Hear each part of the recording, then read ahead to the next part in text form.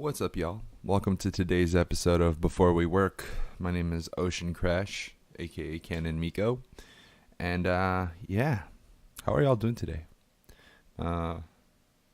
Pretty excited for today, for work today. I was supposed to go to a friend's coffee shop and visit them. It's a really nice coffee shop I've always wanted to go to, and I couldn't go because it's an hour away. It's in Aurora. Called the Roundhouse Coffee Shop. It's pretty far, but I got my nice cup of coffee here. Doing pretty good today.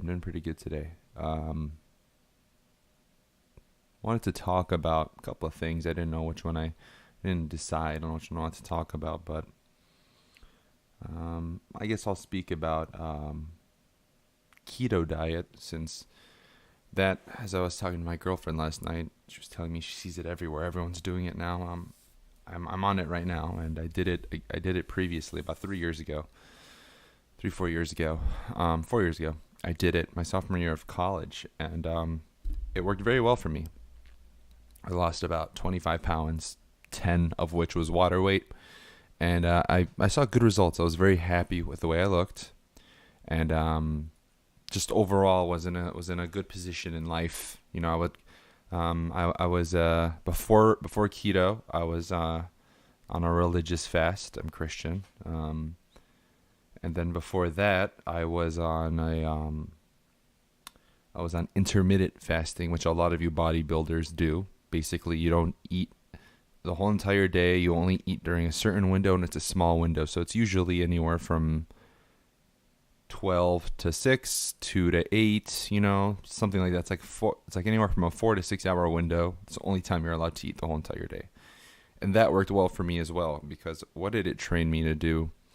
It trained me to consume more water, because my biggest issue was that I wasn't drinking enough water. It was always coffee and energy drinks to keep me awake. I slept in college anywhere from 2 to 6 hours every day, especially my junior year, where I was working 80 hours a week at Starbucks.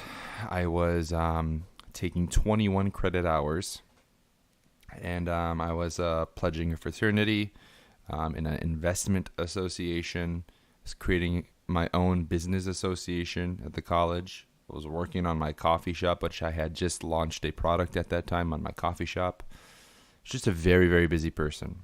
And within all that, I tried doing that coffee vlog that I spoke about in my previous vlog. It worked very well, intermittent fasting. I'm not going to lie, it worked very well. It's a high carb, high fat diet, because you eat so little throughout the day. You kind of put your body in a starvation mode. And I trained myself to work out on that last hour before I ate. And it worked very well. I lost a lot of weight. I felt really good about myself. But thus is the culture of college, where you lose and gain a lot of weight, especially gain. Freshman 15 was the biggest thing. I actually lost 5 pounds on the freshman 15, basically, which is the first year of college. You gain 15 pounds. They call it freshman 15. But yeah, so intermittent fasting worked really, really well for me. Especially I was going to the gym every single day within my hectic schedule. I was going primarily at night when I had time. And I switched to my religious fast, which was the same thing. It was intermittent fasting, but I was also vegan at the time for my fast. So it was both. So I wasn't getting as much as nutritional benefit from the proteins as I wanted. So I had to go to a lot of pea plant and a lot of pea protein and a lot of other sources of protein, avocado, black beans, whatever it was. I went to Chipotle a lot. Had their pro tip: if you're vegan and you work out, or you're just looking for a healthy meal, Chipotle's sofritas. It's really, really deliciously seasoned tofu. It's very good. Highly recommend that. So now I did keto after my religious fast.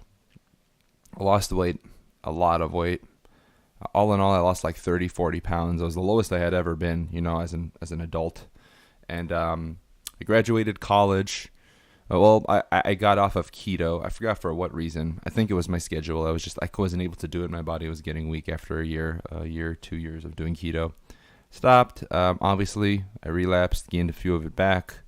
And then I just started going through some medical issues, went downhill from there. And then pretty much haven't been on a diet until these past 3 weeks. I've been on keto now. And, it feels pretty good. It trains my body to feel like I'm in a healthy state of mind. I was just watching a video actually about some guy who was talking about the benefits of keto.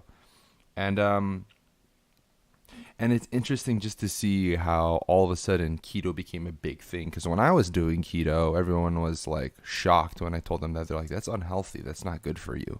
You shouldn't be doing." I remember I was asking a physical trainer at the gym. I was cramping a lot. Not cramping, but I would work out and my muscles would stay sore for a long period of time. And I was like, I'm eating a lot of protein. I was eating a lot of protein. I was eating like, I'm not a grams person, but I was eating like 5 whole pieces of chicken breast every day, plus a protein shake.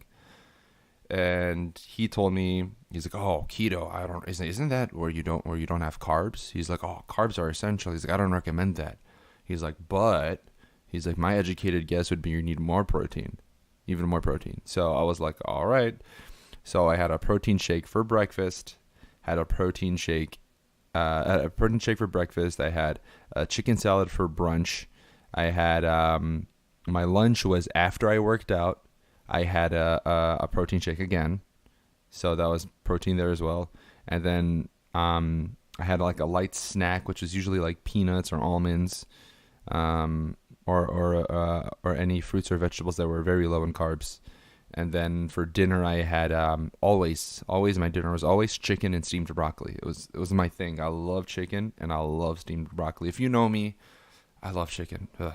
Steamed broccoli and mushrooms are my 2 favorite vegetables. So I had that, and I was loving life. I felt nice because I was meal planning my dinner. I just basically used to go to the broke college student. Used to go to Walmart.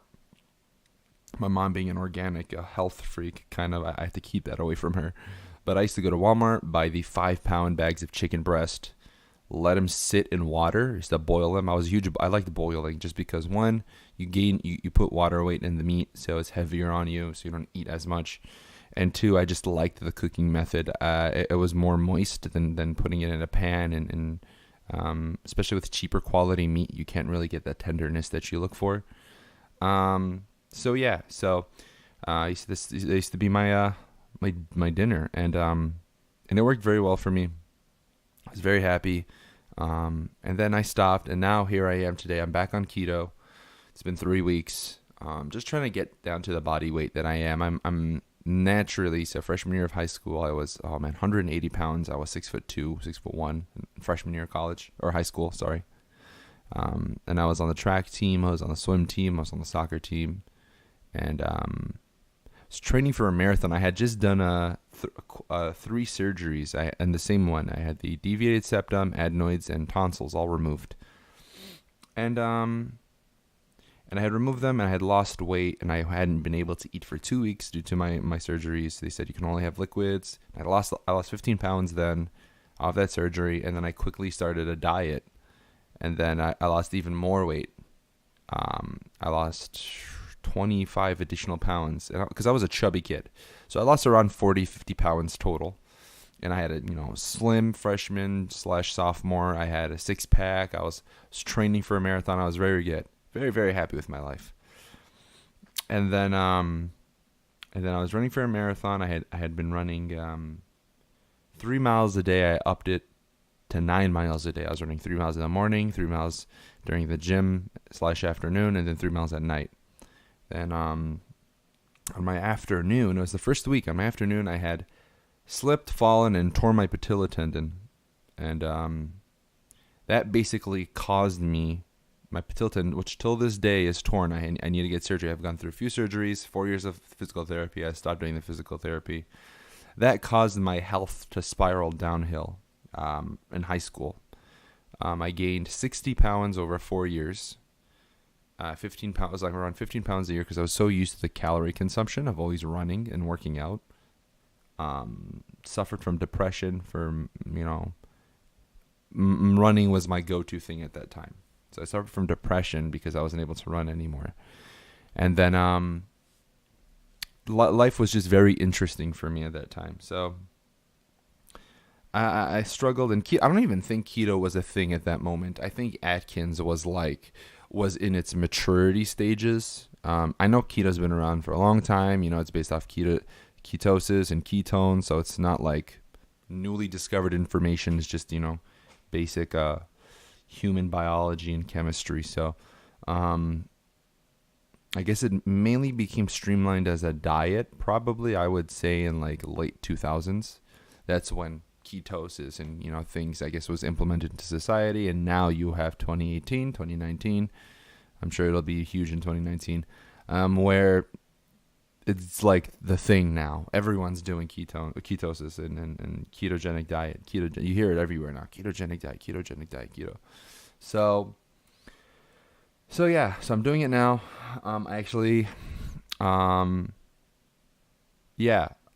Basically, so for my breakfast, I have an omelet with turkey breast, and then that's basically what I have. I put cheese on there.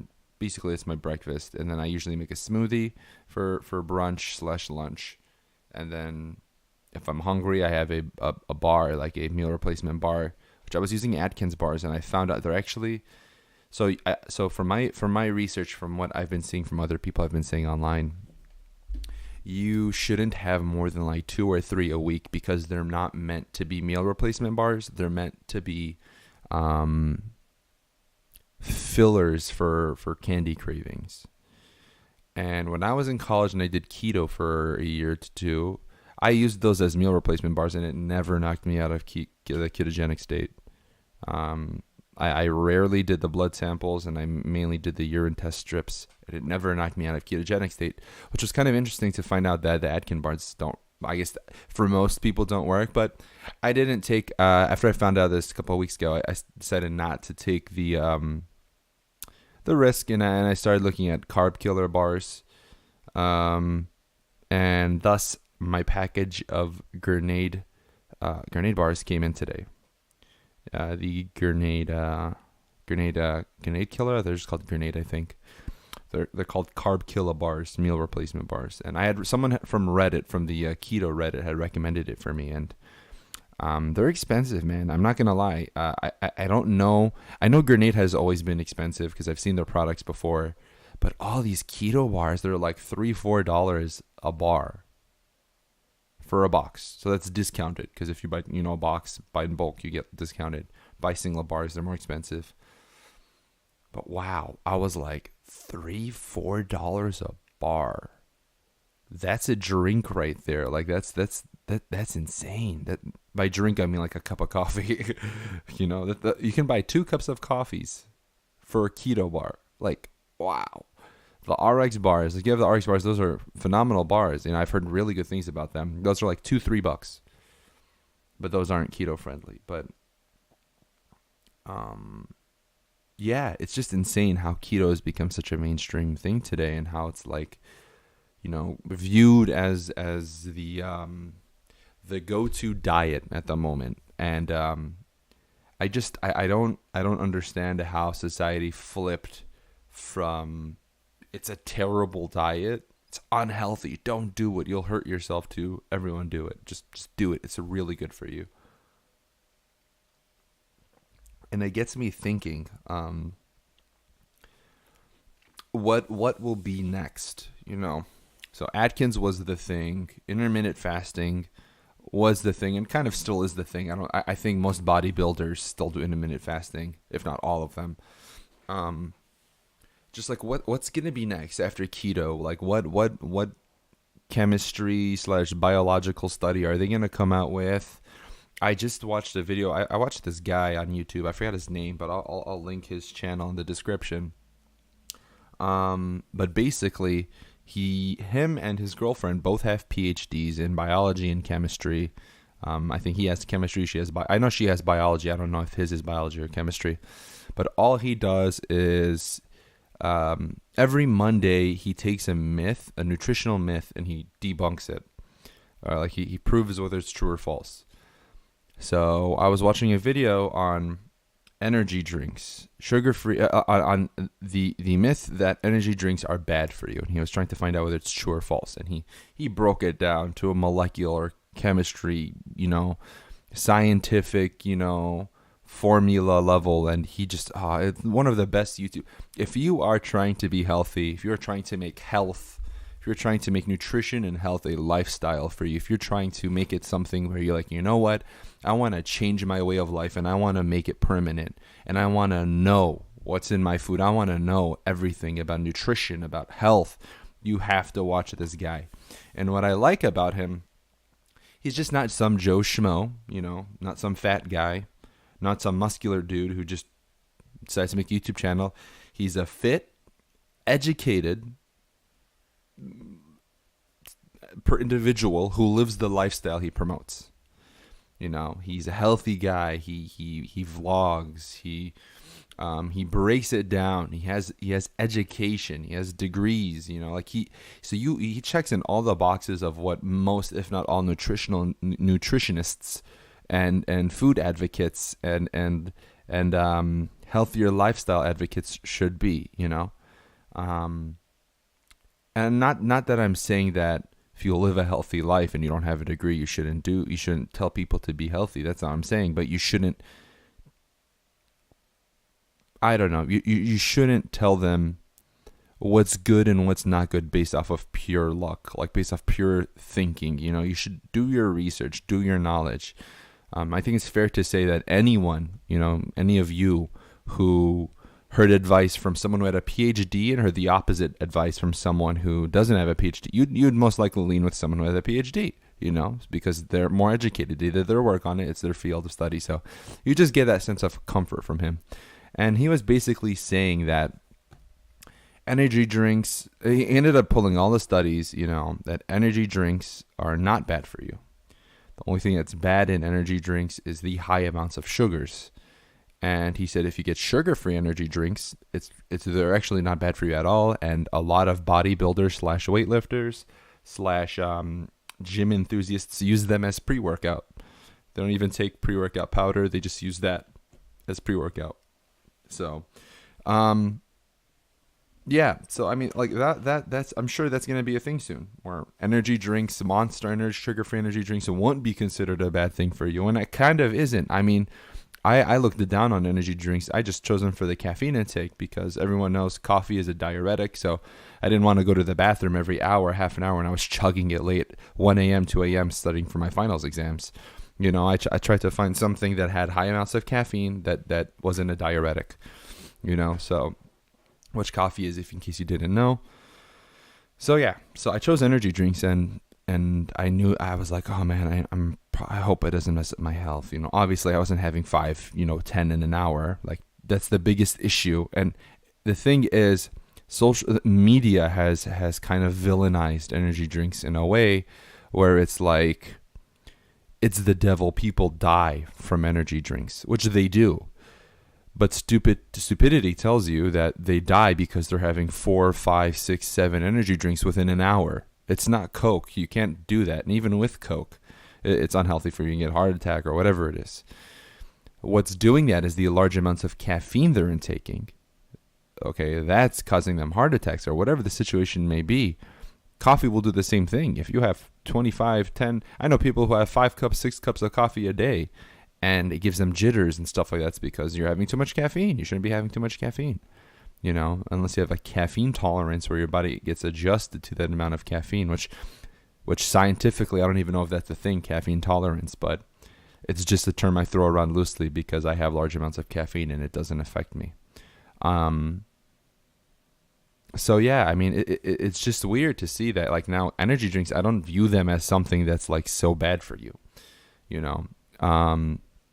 Yeah, I view it as, I drink them. I drink sugar-free energy drinks if I need to wake up, mainly if I need to wake up or focus.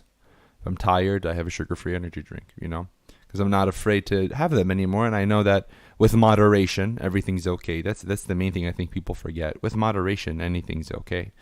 If you moderate what you're doing and you're not having it in excess, it should be fine. So, yeah, and I still have them with keto. and they haven't knocked me out of ketosis. From my understanding, from my personal, I would say, research, I wouldn't say it's public information, but my personal research has showed me that aspartame knocks me out of ketosis. Erythritol does not. Those are both natural sweeteners. And then you have the other one, which is xylitol gum, which I don't use, or just xylitol. I use a erythritol, which, if I'm pronouncing that correctly, I feel like I'm saying urethra. Yeah, erythritol, I use that as my seldomly I use it as a sweetener. I don't really use sweeteners, but seldomly I use it as a sweetener if I want to bake something, or if I want to have a what do they call them, bulletproof Reese's cups they make, which is I think coconut butter, basically chocolate powder and erythritol. Yeah, so I mean, just weird to see how society has gone such a long way from where we used to be. From a scared about nutrition and debunking all of these, scary nutritional facts about like what we can and cannot consume. And now you have people who are mainstreaming and streamlining keto, and mainstreaming and streamlining energy drinks as a healthy thing, and yeah, I'm just curious to see what's going to happen in the future. I'm curious how the world's going to progress us in terms of nutrition and what we can and cannot have. So yeah, I guess it's time for me to get to work. Thank you guys so much for watching my Before We Work vlog, if you will. I really like doing this. I feel like it's like a diary, or it's a source of communication where I can get other people's opinions on, hoping that, I'm going to continue this, even if I get 1-2 viewers, I'm going to continue this in hopes that it picks up over time and I can get something like a Philip DeFranco or something like a Boogie 2988, where I'm not necessarily talking about politics, because I hate politics, but just talking about topics that are on my mind before I get to work, Just a nice little segment and leeway into my working hours. So thanks guys for watching. Have a good one. Until next time. Peace.